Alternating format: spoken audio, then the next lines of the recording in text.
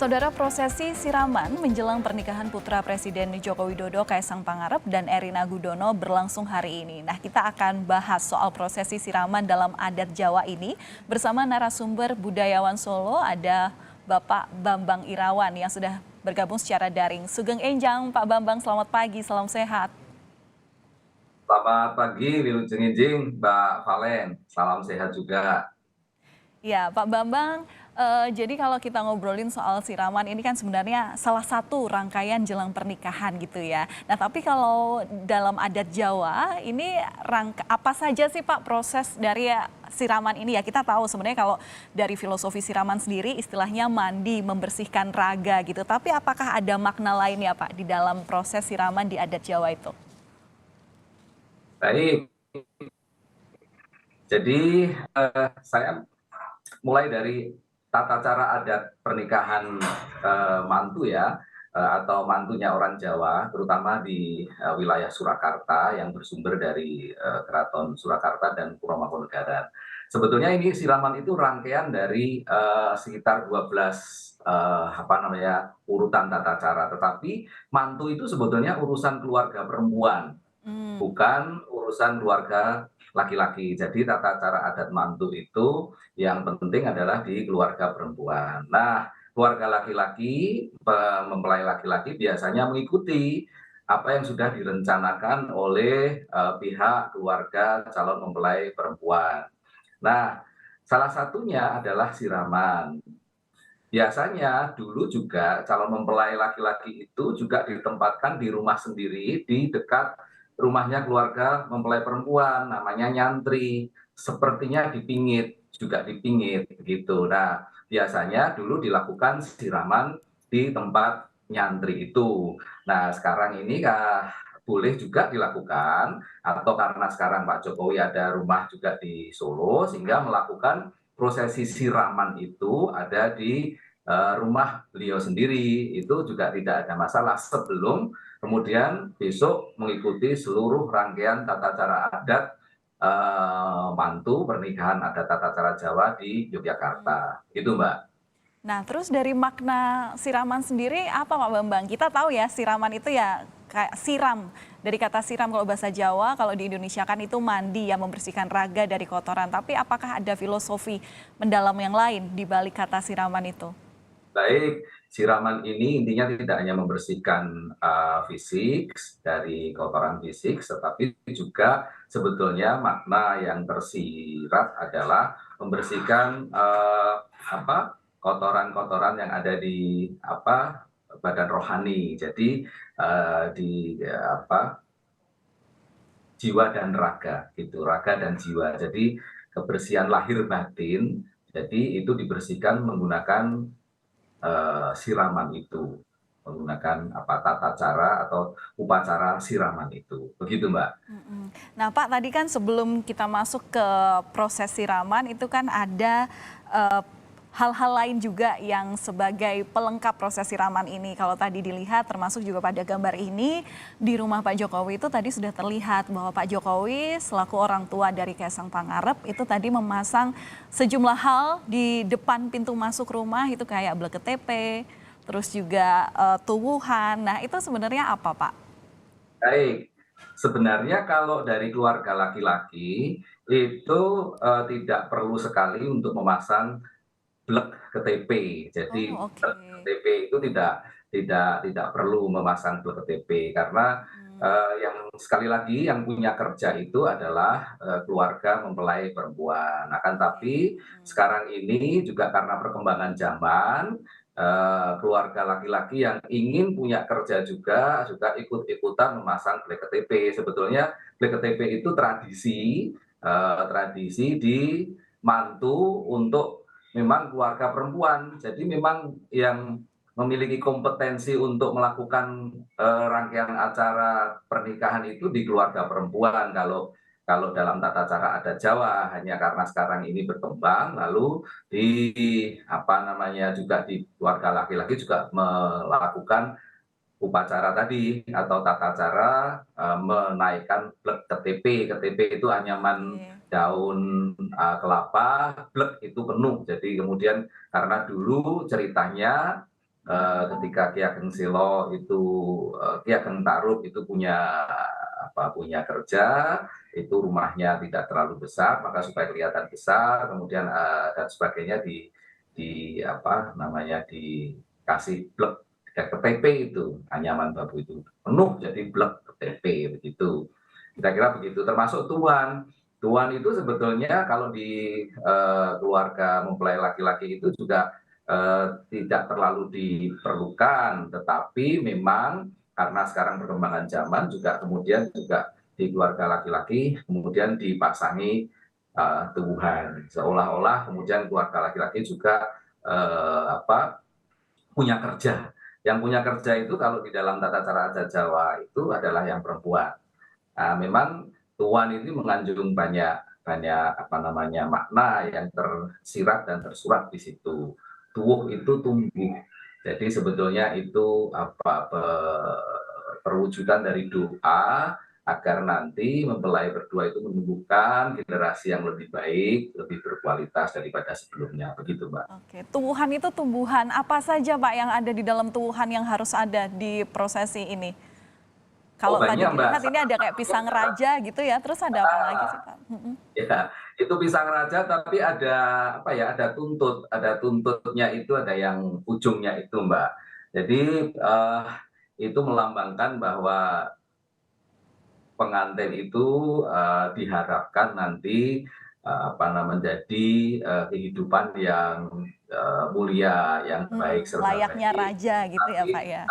kemudian ya dulu kan referensinya selalu hidup enak, hidup nyaman, hidup berkelimpahan itu kan raja. Oleh sebab itu pisang raja. Kemudian tuntut itu untuk lambang kalau bahasa Jawa itu manembah, beribadah. Jadi apapun orang itu memohon kepada Yang Maha Kuasa dengan ibadah untuk agar hidupnya itu nanti serba baik. Begitu kira-kira. Itu yang itu pisang.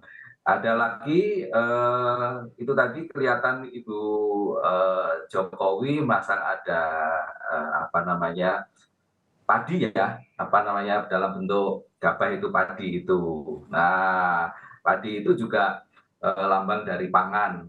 Jadi diharapkan nanti pengantin di dalam mengarungi rumah tangga itu tidak kekurangan pangan, selalu terpenuhi. Jadi itu 2 ikat biasanya kalau yang di ini. Tidak hanya itu, ada namanya daun alang-alang. Itu juga diharapkan nanti pengantin itu dalam mengarungi hidup jauh dari godaan, jauh dari halangan dan sebagainya. Ada lagi daun kluwih gitu ya. Daun kluwih itu ya diharapkan nanti pengantin dalam mengarungi kehidupannya itu akan selalu mendapatkan kehidupan yang serba baik, serba lebih baik dari sebelumnya. Luwih dari diambil dari kata-katanya itu ya.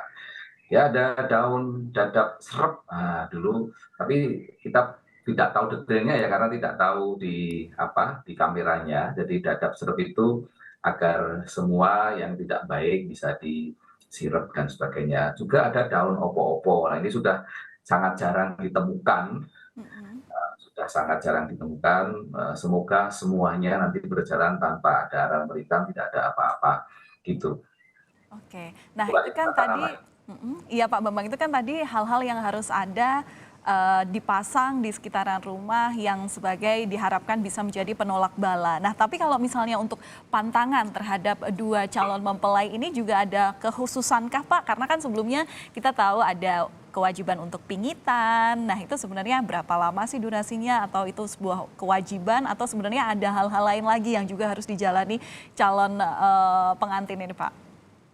Baik, kalau ada di keraton atau di Pura Manggaran, memang yang namanya pengantin itu dipertemukan pertama kali ya pada saat tata cara panggih, upacara panggih.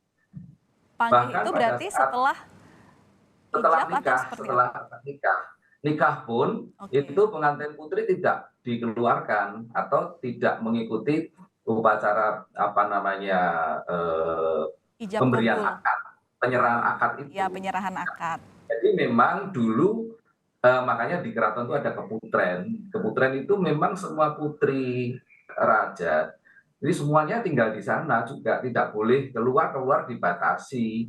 Bahkan sekolah saja gurunya yang diberikan diundang ke keraton untuk memberikan pelajaran. Jadi memang tidak sebebas sekarang. Nah, kemudian tata cara itu atau maaf, tata cara itu kalau dalam bahasa Jawa Toto Coro itu adalah upacara dalam bahasa Jawa, dalam bahasa Indonesia.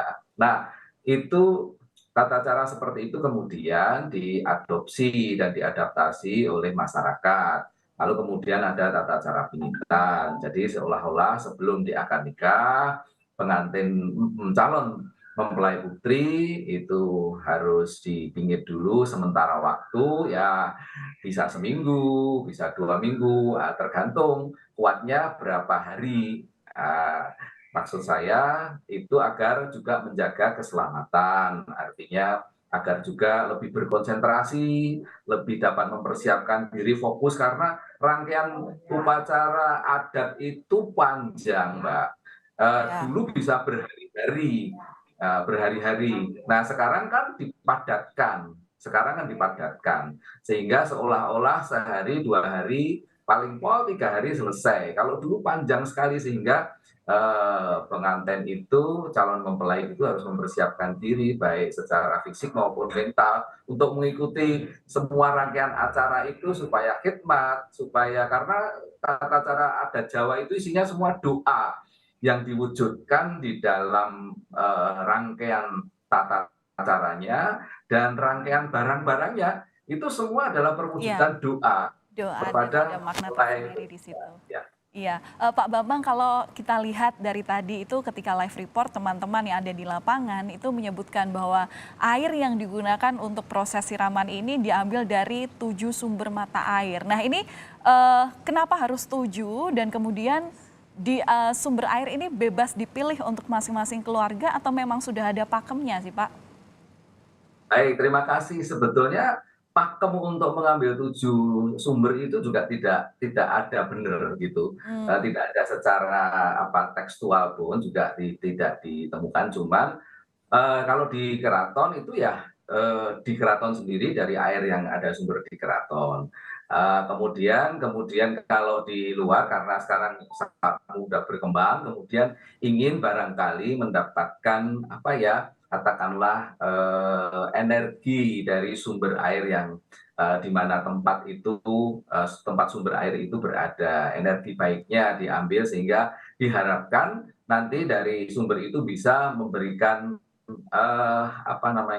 dampak pada siraman itu lebih baik, bisa membersihkan jiwa dan raga calon mempelai itu lebih baik. Nah, mengenai 7 itu juga tidak harus ada yang 5, ada yang 7, bahkan ada yang 9. 7 itu biasanya dikaitkan dengan menghormati hari yang 7 pemberian Tuhan itu. Senin, Selasa, Rabu, Kamis, Jumat, Sabtu, Minggu. Kalau 5 hari pasaran, kemudian pasaran Jawa maksud saya, ada Kliwon, Legi, Pahing, Pon, Pagi. Kemudian kalau di 9 itu lubang yang ada di manusia yang harus selalu dijaga kebersihannya, selalu dijaga kebaikannya dan sebagainya. Jadi ini hanya doa-doa saja agar semua lebih bagus, termasuk pemilihan sumber. Nah, itu biasanya di mana sumber yang dianggap akan memberikan dampak, nah ini dalam tanda petik energi yang baik kepada nanti calon mempelai berdua. Karena Solo dan Jogja ini kan sumber airnya melimpah, Ya. karena di situ ada Gunung Merapi, Gunung Lawu, dan selalu sumber airnya di mana-mana melimpah. Ya, oke. Iya, tentu menarik jika berbicara mengenai adat istiadat pakem yang harus dilakukan oleh keluarga calon mempelai pria dan juga wanita, calon nganten begitu ya Pak Bambang ya. Nanti kita akan bahas lebih lanjut. Pak Bambang, tentu masih banyak hal-hal yang perlu saya tanyakan di sini termasuk juga siapa nanti yang akan melakukan atau yang menyiram memandikan calon mempelai pria dan wanita ataukah ada kekhususan sendiri untuk mereka-mereka nanti yang bisa memandikan calon mempelai ini. Tetap bersama kami Pak Bambang, nanti kami masih akan lanjut Baik, Mbak bersama Valen. Anda. Tetap bersama kami saudara, hanya di Sapa Indonesia Pagi.